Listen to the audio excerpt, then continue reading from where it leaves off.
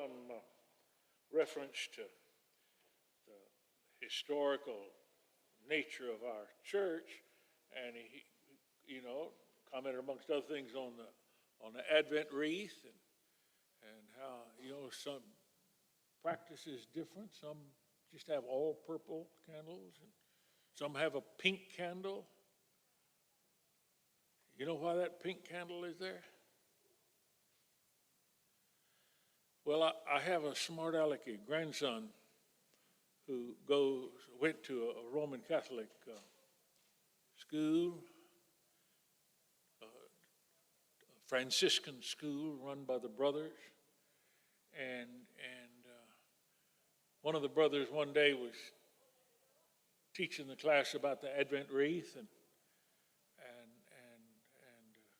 on the Monday after the first Sunday in Advent, he was telling about the circle and the green, and then the 4 candles for the 4 Sundays before Christmas. And said, anybody know why one of those candles is pink? Ben Leo's hand goes up. Yes, sir. Yes, Mr. Leo. Why is one of those candles pink? He said, well, simple, sir. It's obvious. Mary really wanted a girl.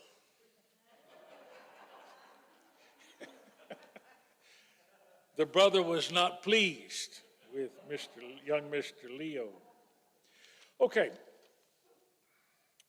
let's get some terms down. Oh, that's he's well trained. He remembers his deacon's role, and that's so good. That's so good. Okay, a diocese. We're going to talk a little bit today about the history of the Diocese of West Texas. A diocese, remember, is a geographical area presided over by a bishop. It's a geographical area presided over by a bishop. It is made up of an accumulation of parishes, congregations. The root word of the word parish is the word part. A parish is a part of a diocese. A parish is a part of something larger than itself. Without a diocese, there is no parish. We've got to remember that, because we must always remember that we are part of a church that is so much larger than St. Helena's. Got to remember that. Okay, let's go back in history to 1836. Texas became a republic.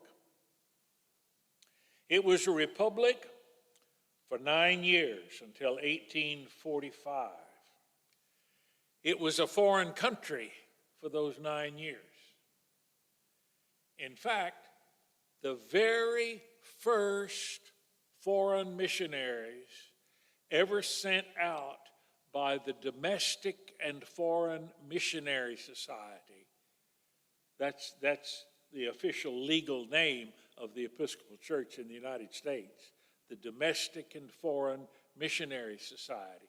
The very first foreign missionaries sent out were sent to the Republic of Texas. Then, 1845, Texas became a state. Well, that meant it was a part of the Episcopal Church in the United States, the Domestic and Foreign Missionary Society. So, they lumped it in with Louisiana, and a bishop by the name of Leonidas Polk, later of Civil War fame, was the bishop of Louisiana and Texas. After the Civil War, a bishop by the name of Alexander Gregg, a priest, became the first bishop of Texas. Bishop Gregg had the entire state of Texas, and he soon on figured that he didn't want to have that much of an area of responsibility. And so what he did was he carved out everything that any reasonable person thought had any value in the state of Texas. He carved out, obviously, Austin, where the capital was.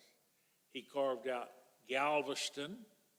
He carved out Tyler and the whole Piney Woods area. And he carved out Temple because of the railroad and everything in that kind of reachable. He carved that out, and that was called the Diocese of Texas. Then they took the whole rest of the state, which they thought had virtually no value, and they carved it into 2 missionary districts. Now, a missionary district is a diocese that is not self-supporting, so it can't call itself a diocese. It was a missionary district.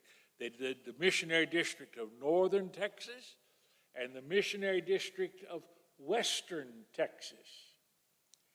Now, if you drew a line from El Paso due east to the Colorado River, everything below that line was in the missionary district of western Texas. That's quite a piece of real estate. In 1874, the missionary district of western Texas was given their first bishop. He was elected by the House of Bishops, the rest of the bishops in the Episcopal Church. His name was Robert W.B. Elliott. He came to western Texas in 1874, and he served for 13 years until 1887, when he died with his boots on. He was rector of St. Philip's Church in Atlanta. His father was the Bishop of Georgia and had been the presiding bishop of the Episcopal Church in the Confederacy. So here came young Bishop Elliott. He settled in San Antonio, which was the largest city in the state of Texas, and where was present St. Mark's Church.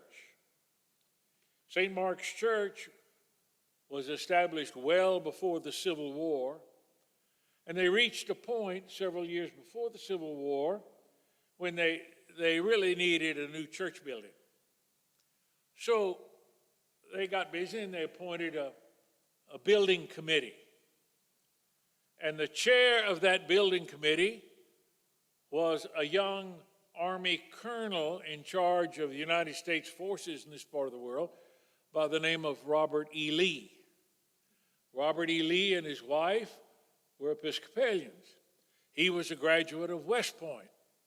In those days, only gentlemen went to West Point, and true gentlemen were Episcopalians.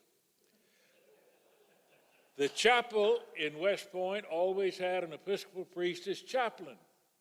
And so that's one of the ways that the Episcopal Church got out west and into the frontier, came with the army, came with the officers.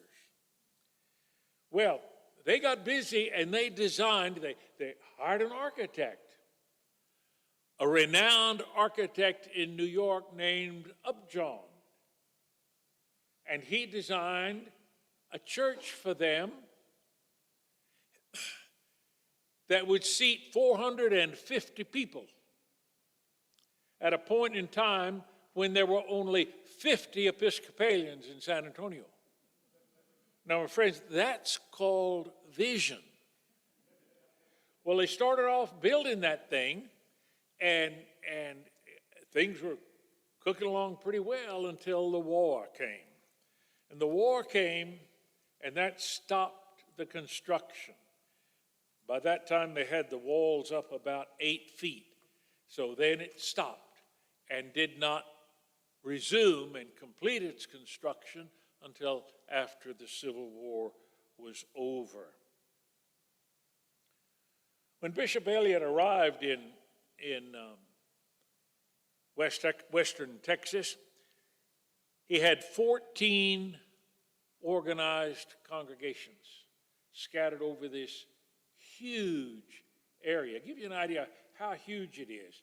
It has since been got away. We took the far western part and gave that over to New Mexico. And New Mexico in far west Texas is now the Diocese of the Rio Grande.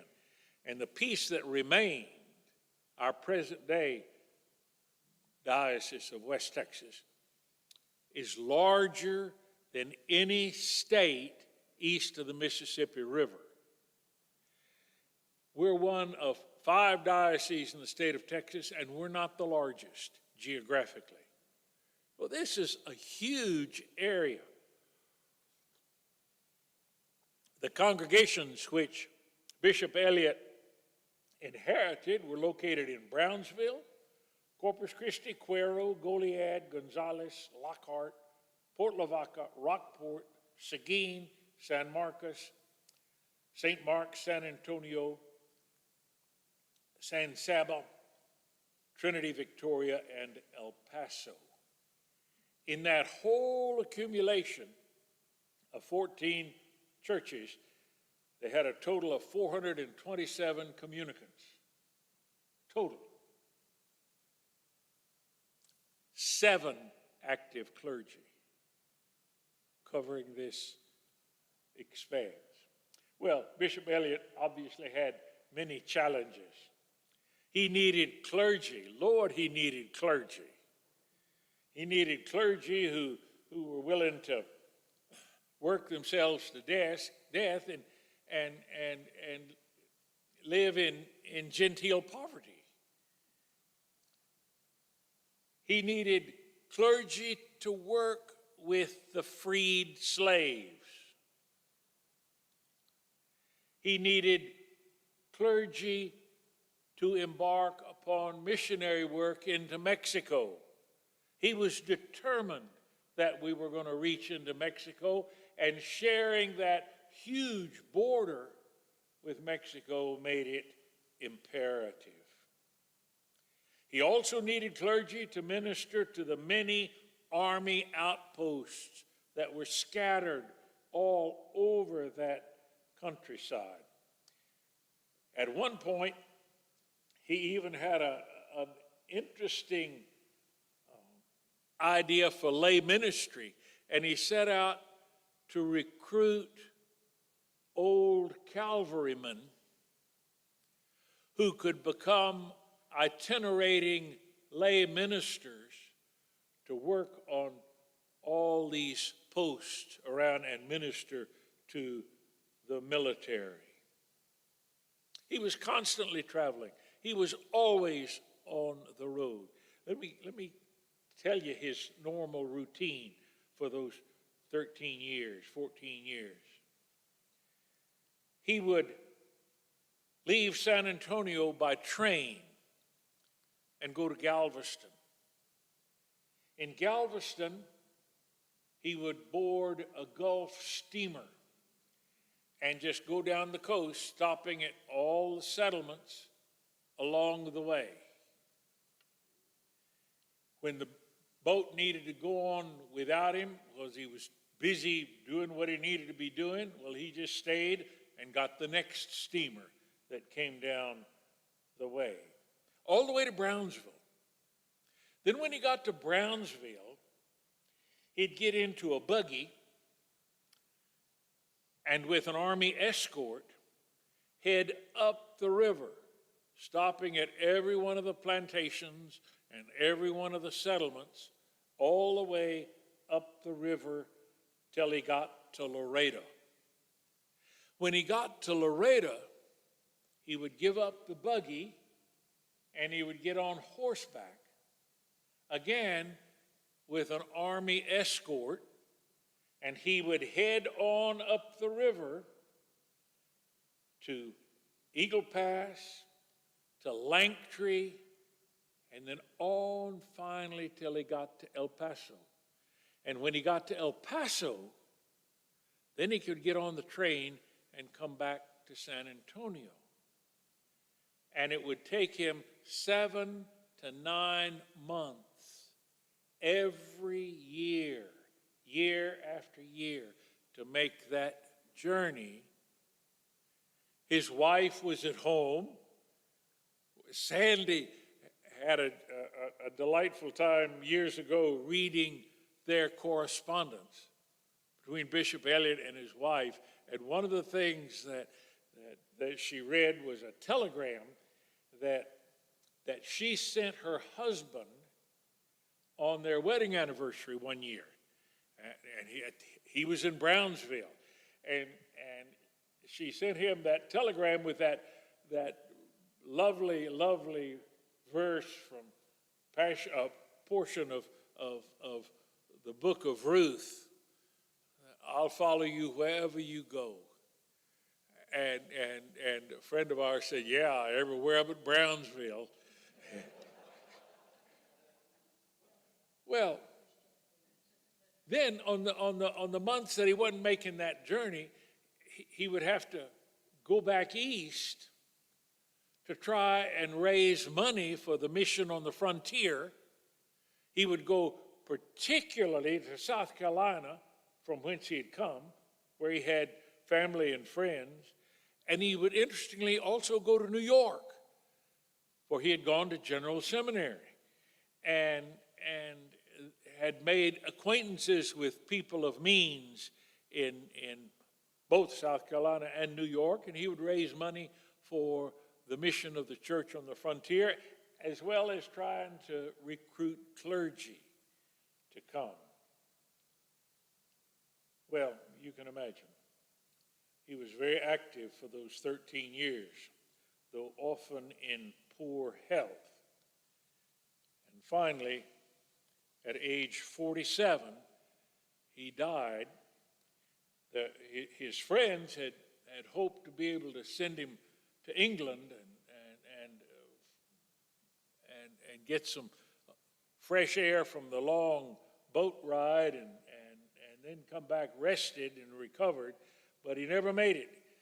He was on his way to New York to get on a boat, and one of his stops along the way was Sewanee, Tennessee, where he'd gone to school, went to college at Sewanee, and he never left Sewanee. He died of dengue fever in Sewanee, Tennessee. You think about it. He inherited 14 churches, and in 13 years he established 14 more. He established new churches in Bernie, Brackettville, Brady, Del Rio, Eagle Pass, Edna, Fort McKavett, Hallettsville, Kerrville, Loretta, Llano, Montel, St. Paul's Church in San Antonio, and Uvalde. He was succeeded the next year by a very interesting bishop named James Steptoe Johnston, and he was known as Steptoe.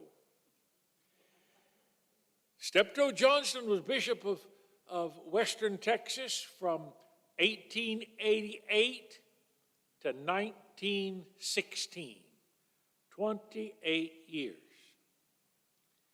He was rector of Trinity Church in Mobile, Alabama, though he was a native of Mississippi.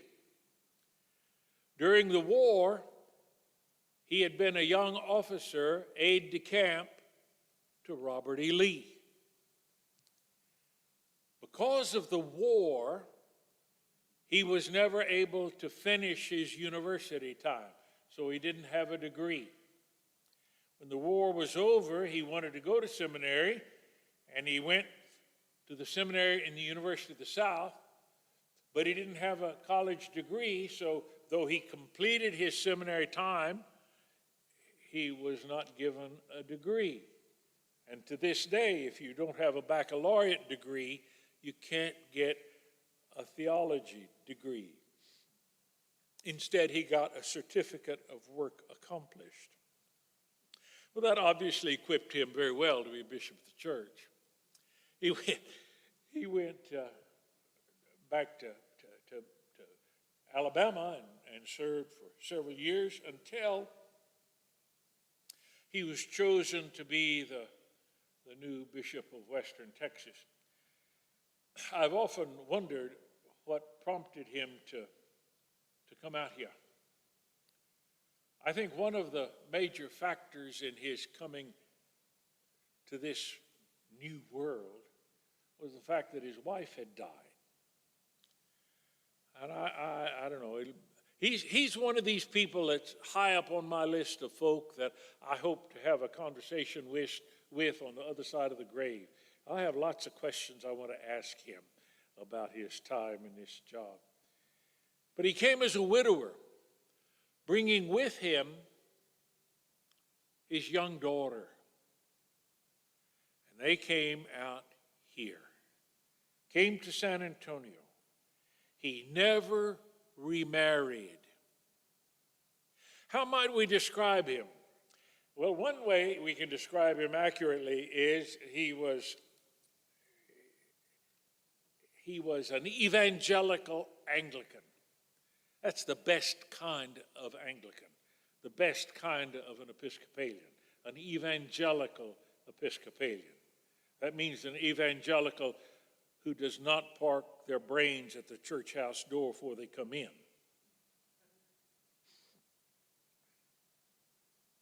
We can also say of Steptoe Johnston that he was a Puritan.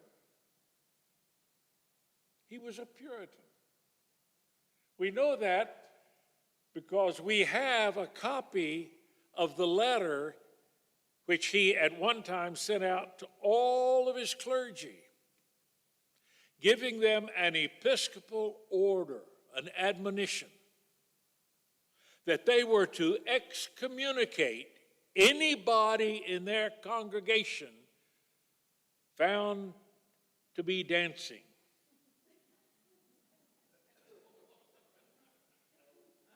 Interesting little man.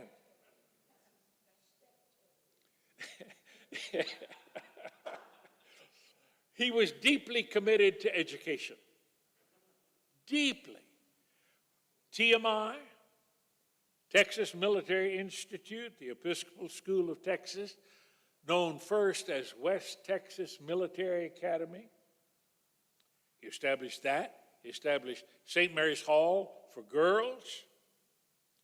Both of those schools established primarily to serve the military families and the ranching families around this part of the state. He also, interestingly, I get this now, this is a guy who served in the Confederate Army and aide-de-camp to Robert E. Lee, a product of the South. One of the first institutions that he established in his diocese was St. Philip's School for Negro Girls, a school which he established in order to teach young Negro women how to read and write and a trade. Now, given the reality of who he was and his background, that was a mighty progressive thing in his day.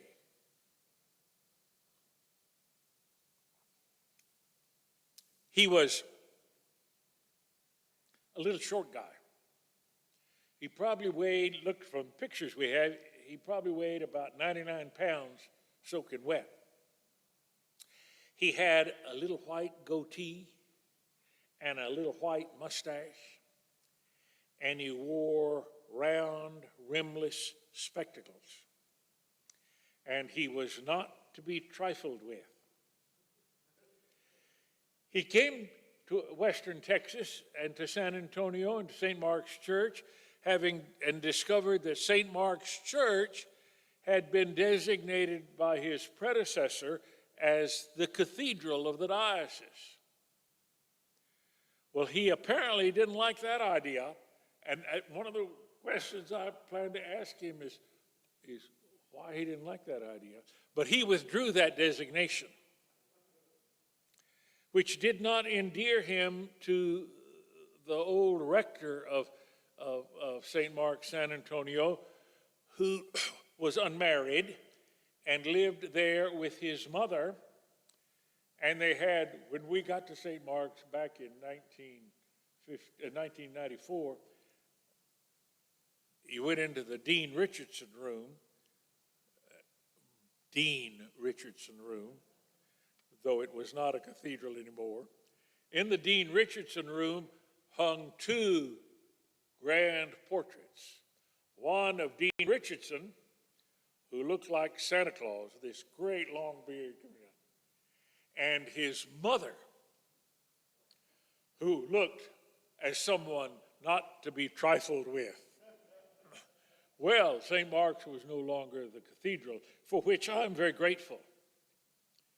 You know, the last thing in the world we need in the Diocese of West Texas is to view ourselves as a settled, established church. The definition of a cathedral is a church facility designated as the spiritual center of the diocese. We could not afford that kind of luxury. We needed then, and we need today to see ourselves as a missionary diocese. Missionaries travel lightly. If you've been around the Diocese of West Texas very long, you know that our bishops don't dress up on Sunday mornings looking like grandmother's sofa.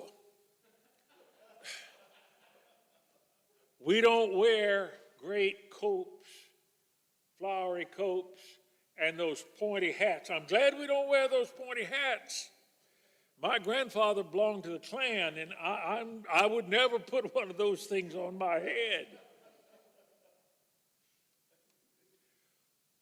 Bishops in western Texas had to travel lightly. They had to travel with what they could put in their saddlebags. They didn't have room for all that stuff. Besides, there was no air conditioning in those days, and things would get pretty stinky before it was all said and done. Steptoe had many of the same challenges that Eliot had. Money always was a challenge.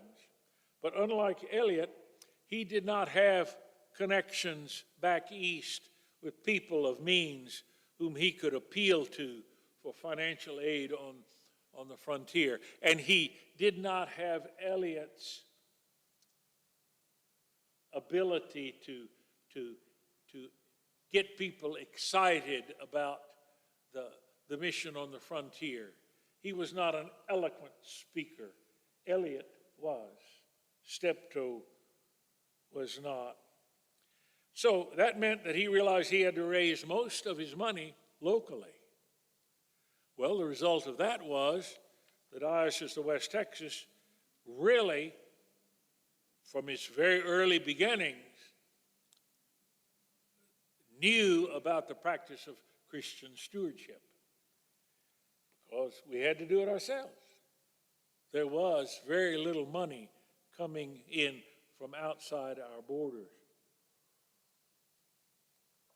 Well, in his many long years, his 28 years, Steptoe established 12 new churches. Listen to this: Alice, Beeville, Junction, Kennedy, Kingsville, Luling, Menard, Christ Church San Antonio, St. Philip's San Antonio, the church in San Benito, Sonora, and Comfort. Let me tell you about Kingsville. He established the church in Kingsville, and it was then and continued until not too many years ago to, in effect, be the chapel of the King Ranch. The Clayburghs, historically, were an Episcopalian family, and the King Ranch was very generous to Church of the Epiphany, Kingsville. An interesting little practice and tradition emerged.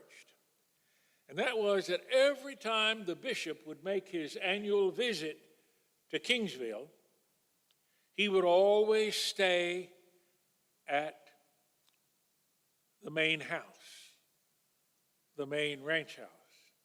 Anybody in here ever stayed or been inside that ranch house? Sandy and I have, David had. The bishop would stay there. Well, I became bishop in due course of time, and we made our first trip to Kingsville, and they told me, you're staying out at the big house. Okay. So we got there on Saturday afternoon, and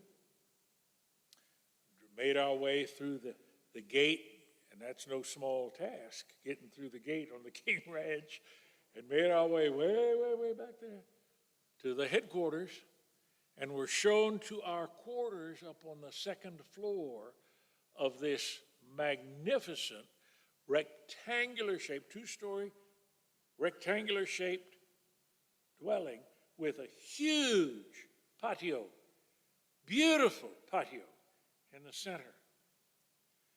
Into our quarters, which was a suite. Well, that was lovely. That evening, we drove into town and took the rector and his wife out to dinner, and then came back, spent the night, got up the next morning. They said, now your breakfast will be down in the dining room. Okay. So we got up, and in due time, because I had to be in church for an 8 o'clock service that morning, so we got up early and went down to the dining room and sat down to dining room. It was a dining room that it would have, if you took half of this room and cut off a fourth of it, that would be the size of the dining room. And down the middle of it was this great long oaken table. Hanging on the walls were mounted heads of prize steers and pictures of prize horses and all kinds of wildlife, taxidermy stuff. Beautiful room. We came in, and here's this great long table set up with candelabra and everything, and 2 places set. We were the only ones there that day. So we went in and we sat down, and we were greeted by liveried servants, and they showed us to our seats and pulled out our chairs and sat us down. And then they asked, what would you like for breakfast?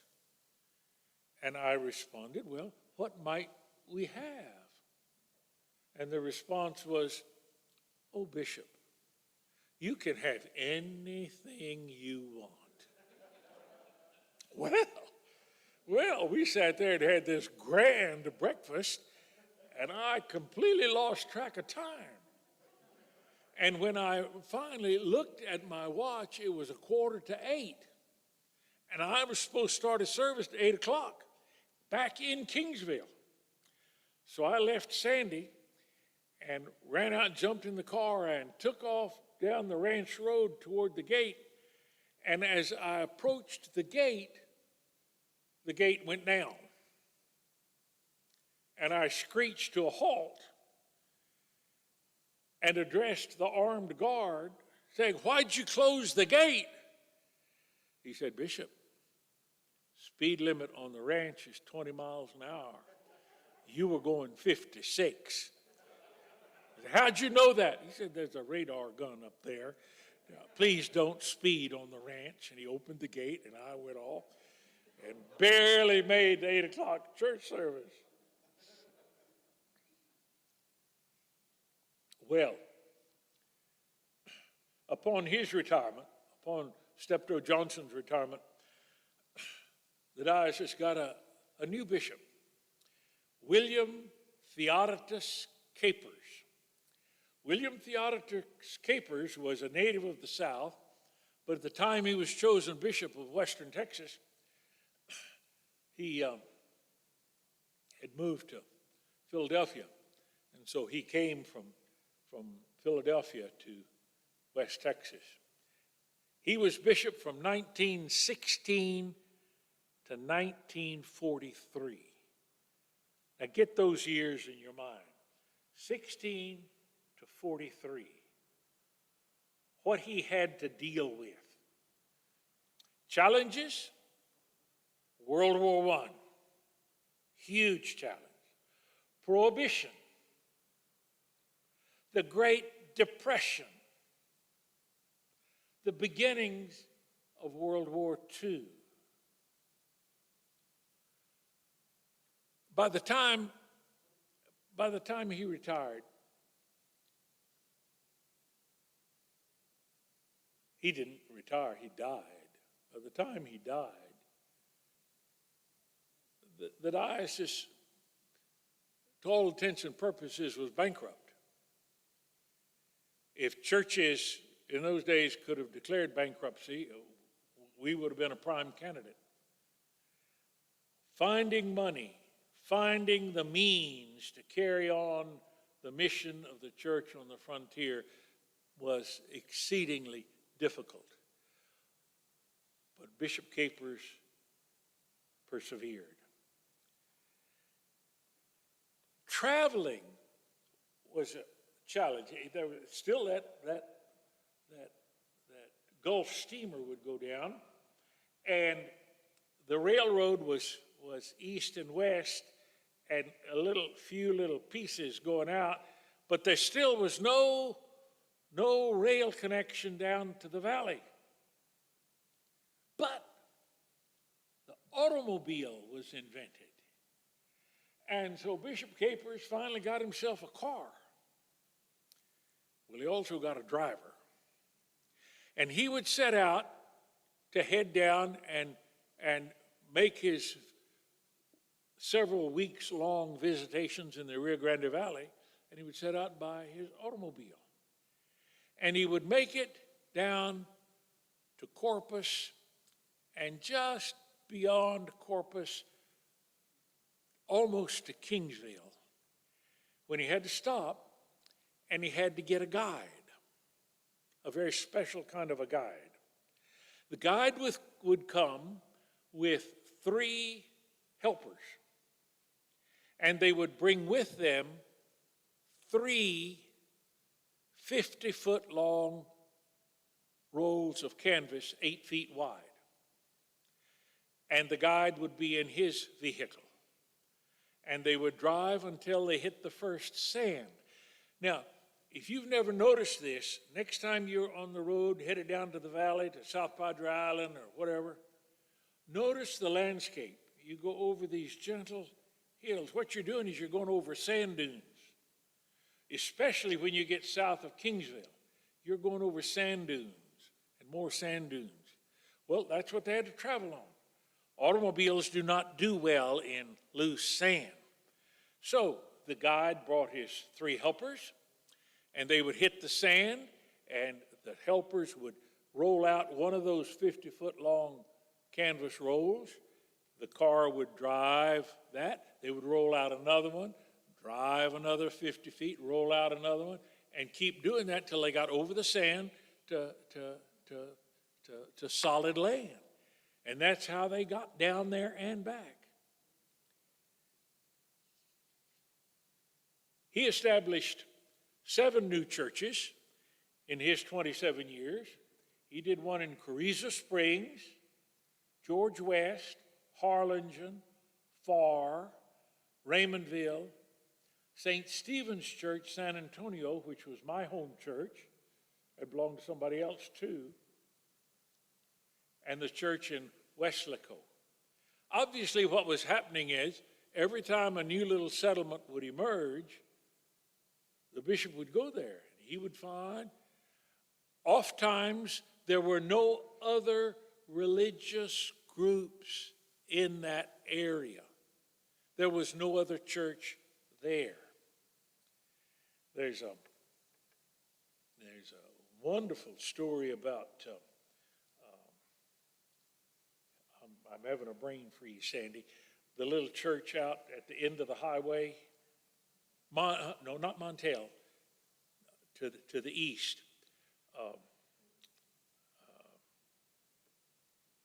I got to tell you this story.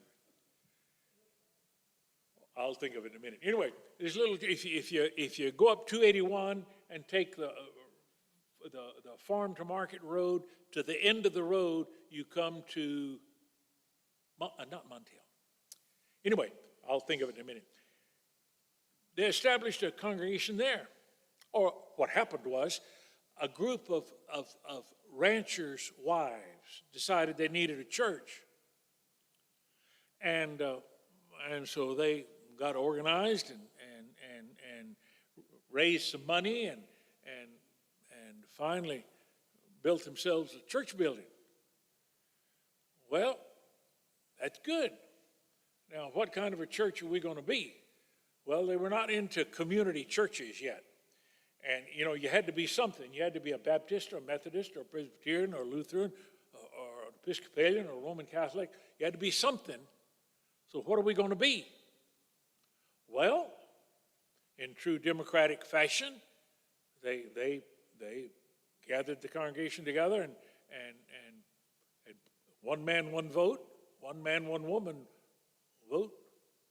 And they took the vote, and the Episcopalians prevailed, but only because one of the Episcopal women was pregnant, and so they gave her 2 votes.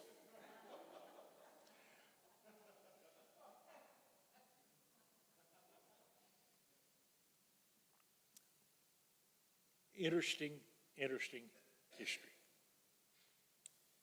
All right, I've run out of time. I've run out of time without getting us to where we really need to get, and that's to the episcopacy of Everett Holland Jones. He was the bishop for 26 years, from 1943 to 1969. Now get this, we had one for 28 years, one for 27 years, one for 26 years. There's not been one since that's gone more than 12 years. Bishop Jones was the bishop the first of our modern bishops. He cast the vision for this diocese, for the mission and ministry of this diocese with which we live today. And essential to his vision was the mission of the church. And he said that every community in this diocese that wants a church is going to have one. And he established in his 26 years 29 more churches. That's why we have this plethora of churches in little bitty towns all over the Diocese of West Texas. He also established many of the new churches in San Antonio as the suburbs began to grow. Well, thank you. Sometime we'll go back and we'll tell some more of that story. Thank you all.